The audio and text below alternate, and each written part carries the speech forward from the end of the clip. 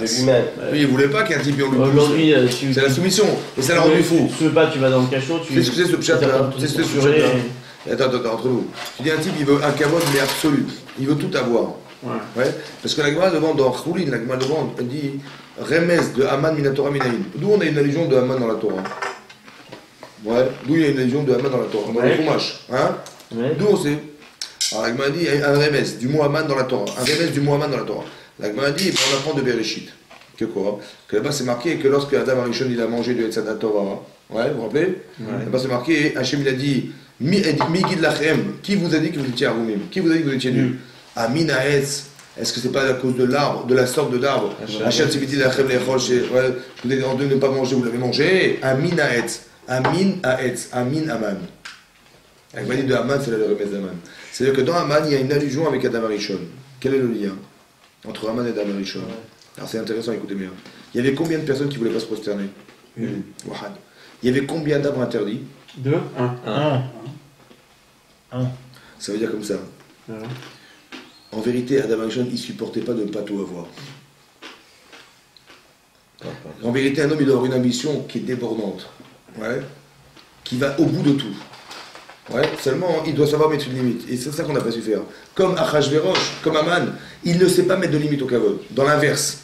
Tu vois? Par exemple, écoutez-moi bien. Comme Amalek. Le peuple d'Amalek, c'est quoi Amalek?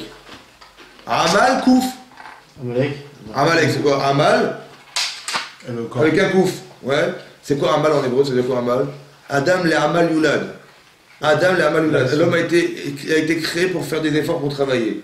Un poids, Amal, ça quoi? Comment? C'est un point, Amal. Amal. Amal la Torah. Non, ouais, mais Amal, non, c'est la fatigue, la Torah. Amelout, la Torah, c'est un homme, il fait des efforts dans les. Ou un homme, il est Amel, il est occupé.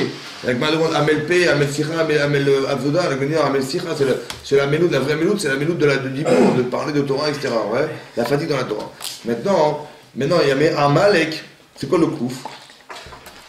Parce que marqué, la Gemara dit là-bas, dans Talit, elle dit là-bas, Eno Domé. Il ne se ressemble pas, Micheshone Pirko Mea Peamim, celui qui répète son limoud 100 fois, de celui qui le répète Mea Mea Peamim, celui qui répète 100 fois. Et tu dis, mais c'est un de plus. Ouais. Redis-moi le truc, c'est quoi? Celui qui quoi? Il ne se ressemble pas à deux personnes, parce que la Gemara dans la Gemara elle dit comme ça, que c'est marqué Ushaftem Uritem, la Gemara dit Ushaftem Uritem. Vous allez vous installer, vous allez voir, ouais, Ben Sadik la Racha, entre un tzaddik et un rachat, Ben Oved Elohim, les Ovdo, entre celui qui sert Dieu et de celui qui ne le sert pas. Il me demande, je comprends pas. Le tzaddik, c'est celui qui sert Elohim, et le rachat, c'est celui qui ne le sert pas. Pourquoi tu as besoin de répéter dans le verset? C'est ça la Gemara demande. Alors la Gemara dit, non, là-bas on parle de quoi? On parle de Enodomé, et ne se ressemble pas à quelqu'un qui révise 100 fois de celui qui ne révise pas 100 fois. La Gemara dit, attends, le type qui révise 100 fois, il s'appelle Eno Oved Elohim, il s'appelle rachat. Ouais, c'est possible ça. Ouais. C'est pas possible. Ouais. La Gemara répond, non. Alors il a répondu à son talmid, il a dit comme ça. Quand tu veux acheter tu veux louer un chamor, ouais, pour faire 10 parsaot, pour faire environ 40 km, ça va? Combien tu vas le payer? Tu vas payer un zouz. Un zouz. Mais si tu veux faire 11 parsaot, c'est-à-dire une de plus, tu ne vas pas payer 1,1 zouz, tu vas payer 12 zouz. Il dit ça le chat. Entre Me'av et Me'av et Achat. C'est que quand tu fais un de plus, en vérité, ça se multiplie par lui-même. C'est un multiple de lui-même. Ah ouais. Feu tout là. Tu multiplies par lui-même. C'est ça qu'il a dit. Alors qu'est-ce qu'il a voulu dire en fait? Pourquoi il s'appelle Rachat, le type qui a fait que 100 fois? Bien sûr que c'est un tzaddik Gémour. Mais pourquoi il est Rachat? Parce qu'aux yeux de celui qui a fait 101, il y a des millions de kilomètres. Écoutez-moi ce que ça veut dire. C'est un multiple de lui-même. Ça veut dire que le type, en termes de madriga, quand il a basculé sur un palier numéro 101, il est à des millions de kilomètres de 100. C'est un multiple de lui-même, c'est 100 puissance 100, vous avez compris ce que ça veut dire? En termes de madriga, c'est ça qu'il a dit Enoved. Voilà. Mais écoutez, alors pourquoi je vous ai dit ça? Attends, pourquoi je vous ai dit ça? Ouais, parce que là-bas, pourquoi je vous ai dit ça? Hein, c'était pour vous expliquer le. Qu'est-ce qu'on disait justement? Oui, Amalek. En vérité, il a été Amal que jusqu'à Kouf. Il lui manquait. Echad. Vous avez compris comme Achashverosh. Il a tout en vérité, mais il lui manque un, ça la rend fou. Mais ça c'est dans le rachat, mais dans le tzaddik, il faut. Kouf c'est 100. Tu vois Il est Hamel dans le sang, il n'a pas été Hamel dans le 101. T'as compris? C'est-à-dire qu'il s'est contenté d'avoir. Mais ici, il manque un Malek qui t'attaque. Ça veut dire, il faut que tu arrives à avoir une aspiration où tu veux tout avoir. Ça va? Tout d'abord, ça veut dire tout réussir. Et le manque, en vérité, le manque d'agressivité que je n'ai pas eu pour arriver à 101, eh ben, je suis jusqu'à 101. Alors, c'est un Malek qui va le combler, il va venir m'attaquer. Vous avez compris ce que ça veut dire? Parce que lui aussi, il pense qu'il faut avoir tout. T'as compris? Il manque un type, ça le rend fou. T'as compris, c'est ça, Malek? Il a exactement ton problème à l'envers. Tu as 100 références, t'en manques une, tu deviens fou. Voilà. Mais Amalek à l'envers. Ça veut dire Amalek, tu as été Amel jusqu'à Kouf. Ah, il fallait aller plus loin. C'est ça qu'Amalek qui nous agresse. Vous avez compris, ça veut dire le pshat. Voilà. Mais ça veut dire que c'est pareil. Ça veut dire qu'on a affaire à des gens, en vérité, qui veulent tout avoir. Et ça les rend fous de ne pas tout avoir. Mais non, l'idée, c'est comme ça. C'est que, comment vous dire, donc, ce que je vous ai expliqué tout à l'heure, c'est ça. C'est des séquences incompréhensibles. Quand après, tu dis Aman, il va décréter. D'accord? Finalement, il a décrété quand? Un Pessah. Et donc, dans combien de temps ils vont détruire? Dans un an. Ça va? En vérité, il a été pendu quand? Vous savez quand est-ce qu'il a été pendu? Comment il s'appelle? Aman, quel jour il a été pendu? En dame, non? Quel jour? Vous savez ou pas? Le jour C'est le 13 heures, justement. Non, pas un 13 heures, c'est dans un an. Mais quand est-ce qu'il a été pendu? Quand est-ce qu'il a jeûné? Vous savez quand est-ce qu'il a jeûné Mordechai? Non? Parce qu'il est marqué Ve'ava, et Tiami m'a aidé. Il a passé ces jours-là, il a transgressé ces jours-là. C'est marqué dans la Torah Ve'ava. Pessah? C'était Pessah. Il a transgressé. C'est d'avant. Donc d'avant. Non, juste après, parce qu'il a fait le tirage au sort au Rosh Chodesh. Ouais. Et après, donc il a dit dans 13 jours, dans 1 an et 13 jours, on va faire les destructions. Donc il y avait encore 1 an et 13 jours, n'est-ce pas? Et donc là, on est le Rosh Chodesh. Non, Pessah, c'est dans 15 jours. Mais là, ils ont commencé à faire le Ta'anit pendant combien de jours? 3 jours. Et donc il a jeûné le 14, le 15 et le 16. Ouais. Il a jeûné pendant Yom Tov, alors qu'en vérité, Avar, il a transgressé le jour du Yom Tov, il ne fallait pas jeûner Yom Tov. Nissan, tu parles. En Nissan, le 15 Nissan, pardon. Il ne veut pas jeûner Mordechai. Il a dit non, parce qu'on doit jeûner parce qu'on est en deuil, c'est en sakana. Donc il a transgressé la Gdushat Yom Tov, la Simchat Yom Tov en jeûnant. Et le lendemain, il était pendu à Man, le 16 Nissan. De l'année d'avant? De la même année. Donc un an après. Incroyable. Même ça a duré 15 jours son histoire, c'est un truc de fou. 15 jours, ça jeûne? Ouais, comme ça, il a dit qu'il a été pendu le 16 Nissan. Non, mais l'histoire. En vérité, c'est le jour où on amène le Robert. Ça dure un mois, ça. Non, ça a duré 15 jours cette histoire. Même pas. Un mois. Non, mais l'histoire qui est folle, c'est aussi quand il va prendre. Qu'il va chez le roi pour demander à prendre Mordechai.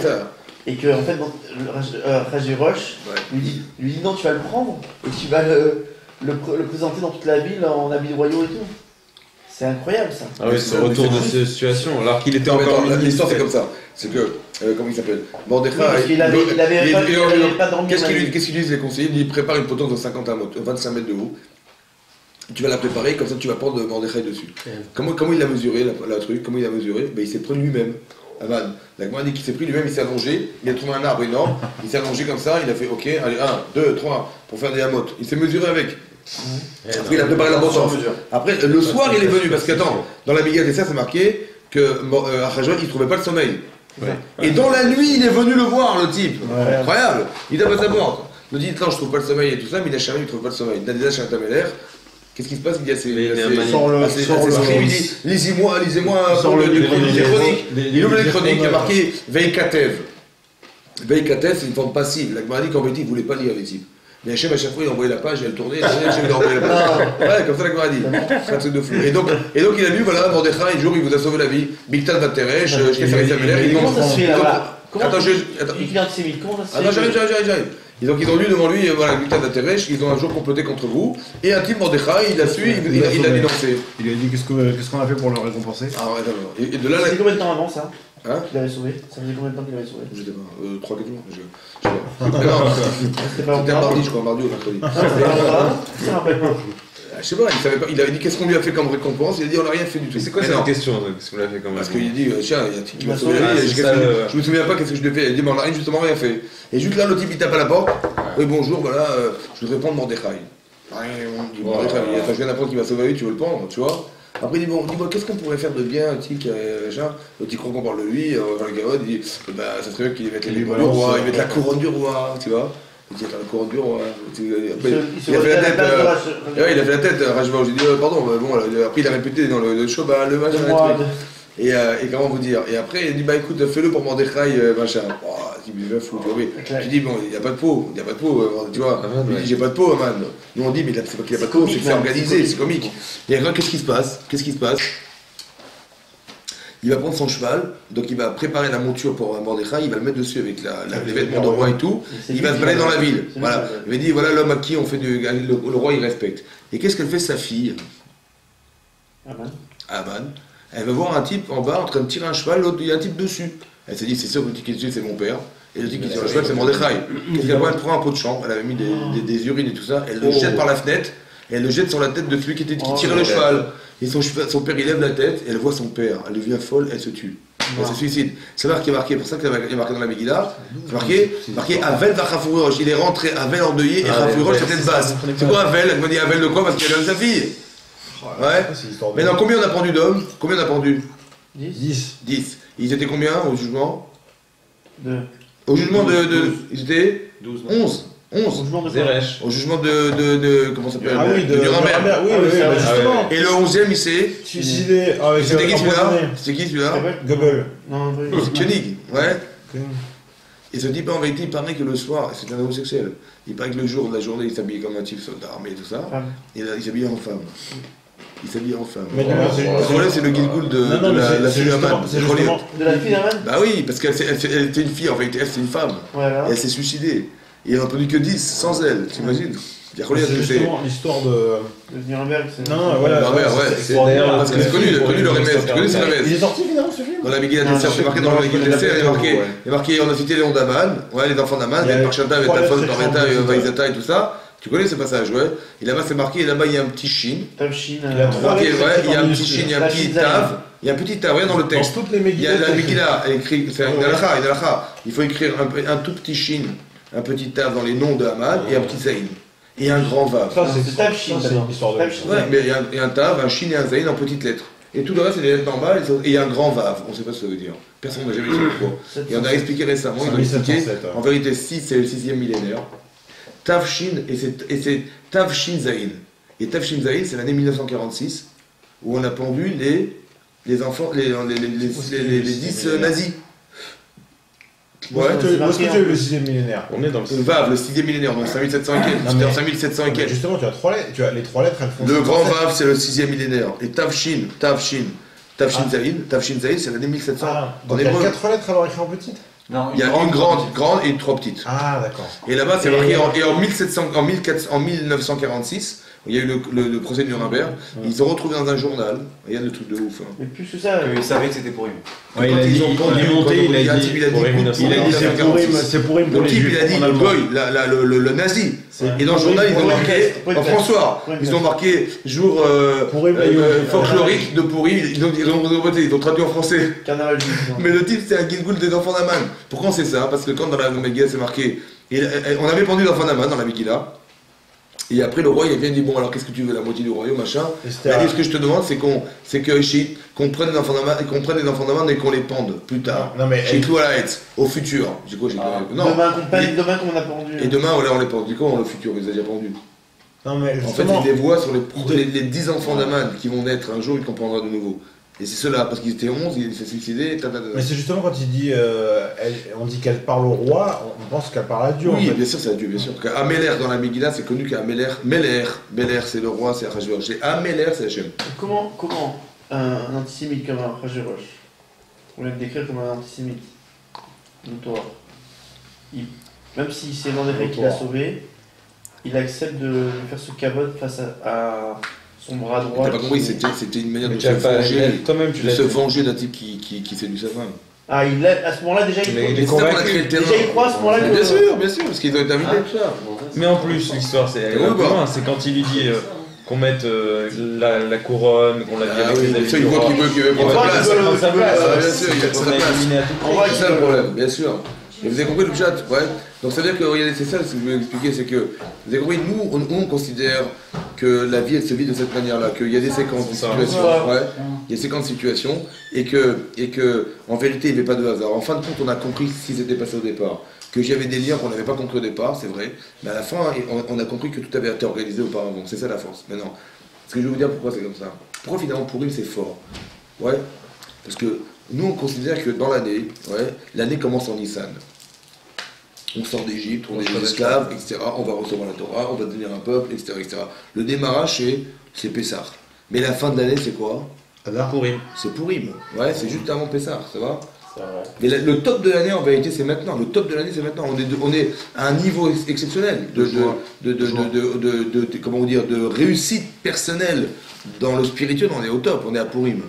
On a été Mekabel, c'est marqué dans la Megillat Esther, qui mouve et qui bloue à Yehudim. Voilà ce passage, qui mouve et qui bloue à Yehudim. Ils ont accepté, ils ont été Mekabel, ils ont réalisé, Vekiblou, ils ont accepté les Juifs. L'Agma dans Megillah l'explique là-bas que qui mouve et qui bloue à Yehudim, ils ont réalisé, ils ont accepté les Juifs. Ils ont réalisé Be'ava à Purim, ce qu'ils ont accepté Be'ira à Shavuot. Que Hachem leur a mis la montée sur la tête pour leur dire accepter la Torah. Voilà. Ils ont réalisé avec Ava ce qu'ils ont accepté Be'ira à Shavuot. Voilà. Enfin, dingue que la ira, c'est pas le top. La ira, la peur, c'est quoi la peur, la crainte? Ouais. C'est une étape. C'est qu'on est obligé de passer par la peur pour réussir à L'amour. à l'amour. Mais dans l'idée, c'est réussir à d'abord s'investir, il faut la peur au départ. Mais après, on espère arriver à l'amour. C'est quoi la différence? La différence, elle est énorme en vérité. C'est que le but de la vie, en fait, c'est qu'on puisse faire des choix par amour. C'est-à-dire faire des choix qui sont décidés et pas forcément des choix obligés. Parce que lorsque c'est obligé, c'est pas moi. Vous comprenez ce que je veux dire?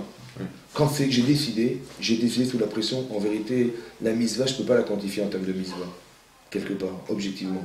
Parce que tu l'as fait à cause de quelque chose.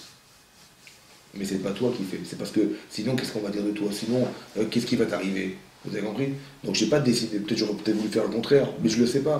Parce que je vis une pression. Je ne sais pas ce que je décide en fait. Mais ça c'est Kippour en fait. Et ça c'est Shavuot. Pourquoi on n'a pas le choix? Alors on l'avait une fois expliqué. Pourquoi on n'a pas le choix à Kippour et pourquoi on n'a pas le choix à Shavuot? Parce que Kippour c'est la dernière recours. À Sarayamim, il y a 10 jours de pénitence et après c'est fini. Vous avez compris? Donc la pression est tellement énorme qu'on est obligé de faire des chouvas. Mais la teshuva, elle est comme par obligation. Vous comprenez? Voilà. Mais ce qu'il faudrait réussir à faire, c'est faire teshuva avec amour. Alors je vais vous expliquer la différence.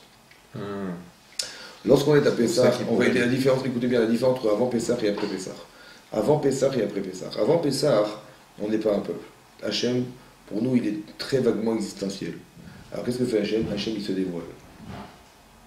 Mais il se dévoile parce qu'on est faible. Donc il va se dire, il va ouvrir, machin, il va faire des miracles, il va faire des trucs. Donc il dit, les gens ils vont être convaincus, archi-convaincus que Dieu existe. Mais c'est de la théorie en fait, c'est quelque chose qu'on a vu, mais ça reste dans la mémoire. Parce que personne ne pourra le témoigner plus tard, etc. Ça reste dans la mémoire. Mais après il donne la Torah. Et à partir du moment où il donne la Torah, ouais, qu'est-ce qui se passe? Là maintenant, Hachem il va se cacher. Il faudrait qu'on comprenne qu'il existe. Alors on va étudier la Torah pour mieux comprendre les mécanismes. Vous comprenez? Pour mieux voir. La Torah c'est de la lumière. Donc on va étudier la Torah pour dire, tiens, ben ça c'était, je l'ai appris, je l'ai compris. Ben, je sais comment Hachem il intervient. Et ça je le vois dans ma vie, vous comprenez? Donc après la Torah c'est notre démarche, Hachem il se cache. Tout le boulot d'Hachem c'est de se cacher. Megillat Esther, de révéler ce qui est caché. Vous avez compris, c'est le but. Après Matan Torah c'est le but. Et peut-être que le pshat en vérité, parce que vous savez qu'il y a un Yerushalmi dans Megillah qui dit là-bas, que Rabbi Yochanan, Rabbi Yochanan Yerushalmi il a dit, que les Ktuvim et les Nevim, ils vont tous disparaître. Après, quand le Mashiach viendra, il n'y aura plus de Nevim ou Ktuvim. C'est terminé. Et Rishabish, il dit si, mais il restera Purim. La seule fête qui est reversée, c'est Purim. Pourquoi Purim? Parce que peut-être que la fin des temps, ça ne sera pas le feu d'artifice. Le dévoilement d'Hachem, il ne va pas se faire de façon grandiose. Il va se faire de façon cachée. Comme à Purim. Vous avez compris? Ce qui va rester, c'est ce qu'on va devoir comprendre. Ça veut dire qu'on va vivre des événements, comme à Purim. En fait, pourquoi c'est Purim qui reste? Pourquoi on a gardé Purim? Parce que c'est vrai qu'à Purim, on a fait Tchouva tous ensemble. Mais c'est vrai qu'à Purim, en vérité, on a pris un principe, un mécanisme. Lequel? C'est que Hachem, il ne va jamais se dévoiler concrètement. Il va falloir faire le travail de le choisir. Pourquoi c'est comme ça? Parce que si tu l'as choisi, Hachem, ça fait que tu es net. Vous compris? On nous crée une pression, en fait, on nous met un Haman, c'est vrai. Mais d'un autre côté, on a décidé de faire Tchouva. Et après, les événements, ils vont se dérouler, etc. Et on va voir que les choses vont changer. Maintenant, on a la cohérence de se rendre compte que quelque chose qui était une agression, ouais, au départ, en vérité, s'élimine au fur et à mesure parce qu'on a fait des chouvas. On s'est rendu compte qu'Hachem, il a tenu compte de ce qu'on vivait parce qu'on a intervenu intellectuellement ou on a fait des chouvas sur ce qu'on avait accepté de faux. Et l'agressivité qui est exercée par Haman, elle disparaît, elle se retourne même contre lui. Ça se retourne contre lui. Et ça, on l'a vu. Qu'Hachem, il a fait pour nous. On n'a rien vu, en vérité, on a simplement compris, vous avez compris. Mais là, je peux dire qu'on a choisi Hachem. Vous avez compris? Hachem, il ne s'est pas proposé en nous agressant, en nous disant, voilà, je suis Dieu, machin, et je vous fais les mercottes pour vous, je vous ouvre la mer pour vous. Tu ne peux pas faire autrement que d'accepter ce qu'il a fait pour toi, tu vois. Mais cette contrainte, en vérité, elle est trop forte pour pouvoir dire le contraire. Alors, en vérité, on n'a pas choisi Hachem, on a été obligé d'accepter Hachem. Mais Hachem ne veut pas de ça. C'est pour ça qu'Hachem, il a mis la montagne. Alors qu'il a fait le chemin. C'est pourquoi il a mis la montagne. Parce qu'au fond du fond, quand c'est par obligation, on n'est pas crédible. Ça veut dire que quand on met une pression sur quelque chose, au fond, on va l'accepter parce qu'on n'a pas le choix. Mais c'est parce qu'on n'est pas libéré qu'on a fait ce choix. Mais il aurait fallu qu'on fasse un choix délibérément. La vraie part de l'homme, c'est d'avoir le choix de faire. Vous savez ce que dit le Harizal? Il dit pourquoi Adam Hashem, il a voulu fauter? Vous savez pourquoi? Parce qu'il a voulu avoir le choix. Vous avez compris quoi? Parce que pour l'instant, il fait ce qu'il veut.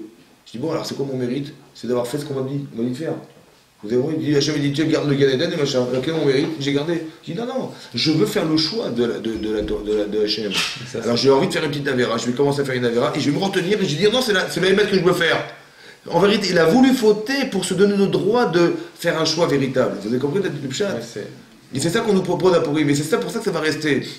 Parce que c'est quelque chose qui est démonstrateur qu'on peut arriver à la fin de l'année à faire des choix légitimes, des choix d'hommes. Et pas des choix de la Torah d'hommes, mais pas des choix obligatoires. Vous avez compris ce que je veux dire? C'est pas la Torah, c'est une obligation, machin. Non, la Torah, elle est obligatoire, mais quelque part, c'est la cohérence la plus grande qui doit t'amener à des vrais choix. C'est ça être un sadique. Vous avez compris? Voilà. Donc c'est ça Pourim. Pourim, c'est de fêter ce jour-là. Donc quand on dit on va boire, etc., on va faire un festin. On a fait un festin, le festin d'Achashverosh. Alors ensuite, qu'est-ce qu'on a fait? On a jeûné le festin d'Achashverosh. On a fait un jeûne. Donc on a évacué le festin d'Achashverosh. On n'a pas voulu de ce festin. Et après on a fait un autre festin, celui d'Esther. Mais donc finalement on a fêté quoi?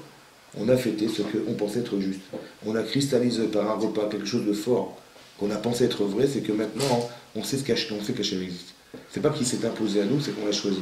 Vous avez compris la différence? On est arrivé là-bas. Kimou ve Kiblo Yehudim. C'est-à-dire qu'on est arrivé à accepter la vie comme Hachem nous a pas agressé. Il dit voilà, il se passe à toi de voir. C'est toi qui vois. C'est à toi de choisir. Qu'est-ce que tu veux faire? Ça va? Et en fait, on a fait le vrai choix. On n'a pas dit on va tuer un man, on va machin. On n'a pas compris que c'était pas lui le problème en fait. Mais c'est une manière d'utiliser la réalité pour nous apprendre à faire des choix. C'est ça qu'il faut le comprendre. Il faut arriver à séparer. Parce que je dis, tu vois, par hasard, on n'a pas de chance. Vous avez compris?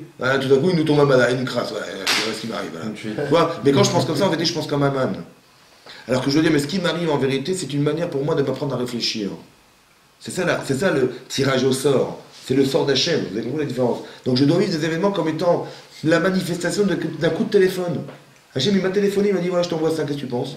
C'est ça qu'il a fait Hachem. Alors moi j'ai dit tiens, j'ai pas eu de peau, j'ai pas eu de peau, mais j'ai pas de peau. L'autre il a payé, moi je l'ai eu, voilà, c'est tombé sur moi, qu'est-ce que je te dis? Alors en vérité, c'était pas comme ça qu'il fallait réfléchir. Il fallait réfléchir, mais qu'est-ce qu'il voulait? Il me voulait dire, mais en vérité, je suis même pas sûr qu'on va comprendre. Mais ce qu'on a souvent expliqué, c'est que c'est pas grave. Parce que ce que tu as vécu, ça t'a transformé. C'est la sensation que tu as vécue de l'événement qui t'a touché. C'est ça qu'on espérait, en vérité. Maintenant que tu es touché parce que tu as peur, alors tu vas faire des choux, parce que tu vas te libérer. Vous avez compris la différence? Donc, mais la conséquence, on s'en fout. On n'a pas compris ce qu'il a fait. Comme on n'a pas compris pourquoi Mordechai, il a pas réussi à convaincre quelqu'un d'Israël, pourquoi Achashverosh il a tué sa femme, pourquoi Esther Malka est arrivée là, on n'a rien compris.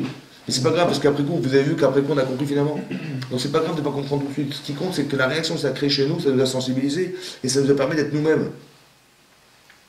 C'est ça qu'Hachem voulait en vérité.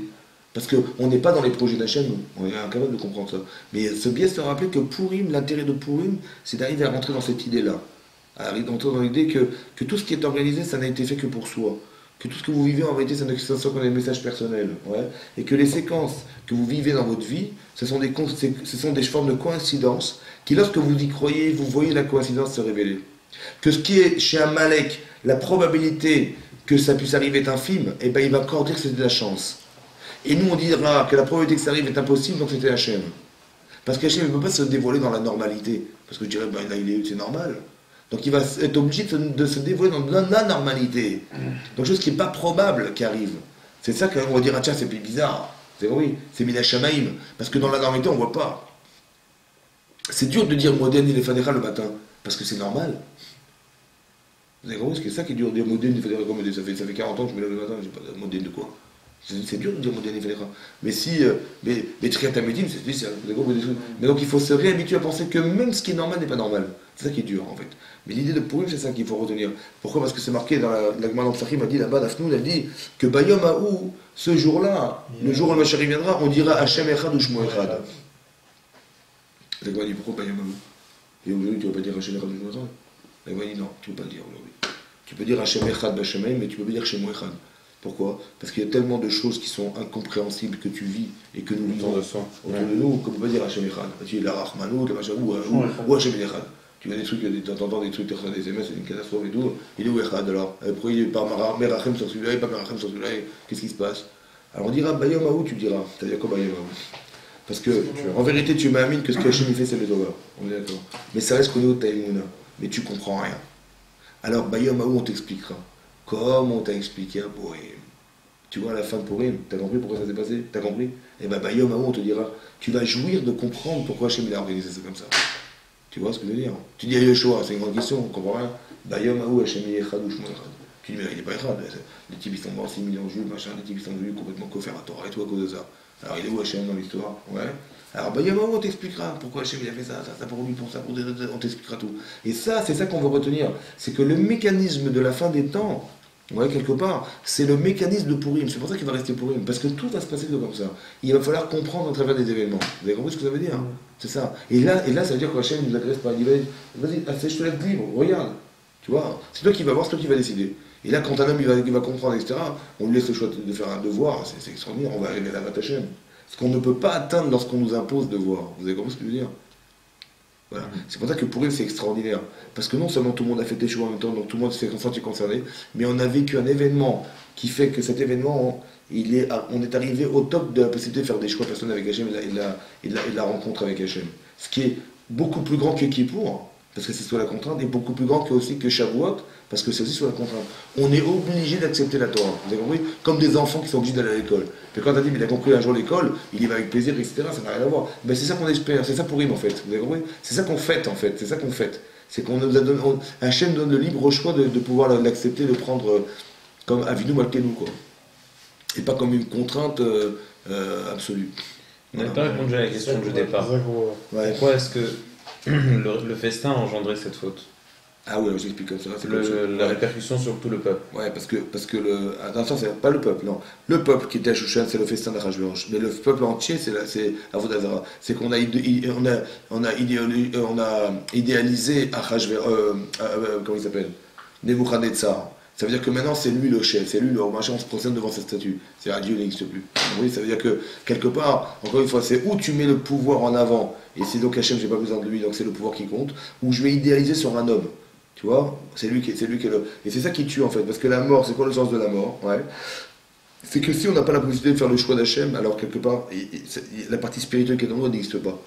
Ça vaut pas le coup qu'Hachem il crée le monde pour qu'au final il soit pas présent avec nous. Ça sert à rien. C'est pas que lui il est gêné ou machin, c'est que le but c'est d'arriver là-bas, tu vois. Donc si Hachem il n'est pas là avec nous, bah ça sert qu'on continue. Donc la mort c'est qu'on s'est mis en danger en fait. On s'est mis en danger, c'est-à-dire qu'on a refusé le projet qui était d'un jour de retrouver Hachem dans le là-bas. On l'a refusé. Alors bon, alors on disparaît. Vous avez compris, c'est pas une punition. C'est que soit on rentre dans l'assimilation extrême, parce que là on est chez le roi. Je vais t'expliquer le problème. Il faut que demain tu puisses faire un choix, tu comprends? Mais si Achashverosh est invité pendant 6 mois au festin d'Achashverosh, il est invité. On me dit bon, Alain, tu viens à la synagogue? Tu dis attends, la synagogue. Attends, on m'a proposé d'aller au cabaret, machin, un truc, à la synagogue. Tu vois, comme un gosse, tu dis, un gosse il est toute la journée sur les jeux vidéo. Ouais. Alors il dit, c'est super, machin avec les Après il dit bon, viens, on fait une Mishnah. Ça manque de pixels. Bah ouais, tu l'as tué le gars, t'as compris? Bah, tu dis bah ouais, mais c'est pareil, t'as compris? Bah, c'est-à-dire que le fait de jouer là-dedans et d'empêcher un enfant de pouvoir retrouver une relation avec le livre ou le machin, en vérité on l'a quelque part éliminé. C'est très compliqué de faire le choix, après c'est très dur pour lui. Tu dis, entre faire un exercice de maths et aller faire un jeu de vidéo, s'il dit il est très journée devant la télé, dans le jeu de vidéo, machin, comment tu veux qu'il fasse le choix de dire non je vais faire des maths? C'est pratiquement pas possible, quelque part. Tu vois ce que je veux dire? C'est pareil. Mort, ça veut dire que ça nous condamne à mort, ça veut dire que ça va être très très compliqué de faire abstraction de ce qui est l'extrême intérêt qu'on a du Olam Hazé. C'est très dur de faire un choix, parce que le choix est déjà tout fait. T'as compris? Il est déjà fait, moi c'est bon, j'ai fait mon choix, moi c'est Arachvéroche, le festin, c'est ça que je veux. Moi je veux me rapprocher de ça, j'ai tellement kiffé que je veux retrouver ce plaisir, tu comprends quoi? C'est très compliqué de rentrer dans le spirituel lorsqu'on nous a fait un truc matériel de folie, que c'est compact et c'est vraiment, tout est enraciné là-dedans. C'est ça la mort, vous avez compris ce que je veux dire? Ou alors idéologiquement. Ouais, spirituellement, c'est-à-dire que tu dis, non, Nebuchadnezzar, c'est lui que je reconnais, c'est lui mon Dieu, c'est lui mon entre guillemets, c'est-à-dire, c'est la reconnaissance absolue de la puissance, c'est lui. Tu vois, c'est ça qui tue l'homme en fait, tu vois. C'est de cristalliser dans l'idée quelque chose qui a un pouvoir humain et qui va complètement annihiler tout ce qui est Hachem dans le reste, tu vois. Comme si qu'on avait oublié que Dieu avait créé le monde, quoi. Que le type Arachvéroche ou que Nebuchadnezzar, c'est un être créé. On avait complètement oublié, tu vois. C'est ça qui est mort. T'as compris? La relation est morte. C'est ça qui condamne. Donc faire très attention de ne pas tomber dans ce piège, parce que le festin d'Arachvéroche, il se représente ailleurs aussi dans la vie, tu vois, il n'est pas forcément que dès l'instant on a changé de, on a comment dire, on a été attiré par quelque chose qui est la Vera lorsqu'elle est prenante, c'est dur de s'en séparer, tu vois. Donc plus elle est attirante, attrayante, etc., et plus c'est difficile de faire un choix contraire, c'est très compliqué. Et là, on est dans l'extrême, parce qu'on est chez le roi, dans le festin qui nous a organisé, on avait tout organisé pour ça. Et ça, c'est la pire des situations, en fait. Ça s'en rendre compte, c'est la pire des situations. Alors, quand on ne peut pas y échapper, c'est qu'il y a quelque chose qui ne va pas, tu vois. C'est ça la mort. Tu vois, c'est ça qui les condamne, en fait. C'est ça qui va faire naître un man. Tu vois, c'est un provocateur comment dire, de pression, qui fait que maintenant on a compris, donc on est sous pression, donc on nous élimine, tu vois, comme Yaakov, il comprend que lorsqu'Esav arrive, il veut le tuer, il comprend que sa vie, il n'est plus Yaakov Avinu, il a compris, donc il va faire des choix, tu vois. Mais putain, on veut détruire Yaakov Avinu, c'est pas normal, tu vois. Et la maille, c'est que l'image que représente Yaakov n'existe pas, la vraie image, donc elle est morte, donc c'est ça la représentation physique de ce qui est mort, spirituellement. C'est pour ça qu'il est agressé physiquement, tu vois. C'est pareil. Aman, il faut le percevoir comme un instrument. Un instrument. Ou comme le reflet justement de ce qui va passer. Les deux. C'est-à-dire qu'il est instrumentalisé par Hachem, mais d'un côté, il est aussi à l'image de ce que nous sommes. C'est vrai. Les deux. Ça a deux sens. C'est ça, Malek. Je suis désolé parce que là, je dois y aller. Ah, ouais. Je vais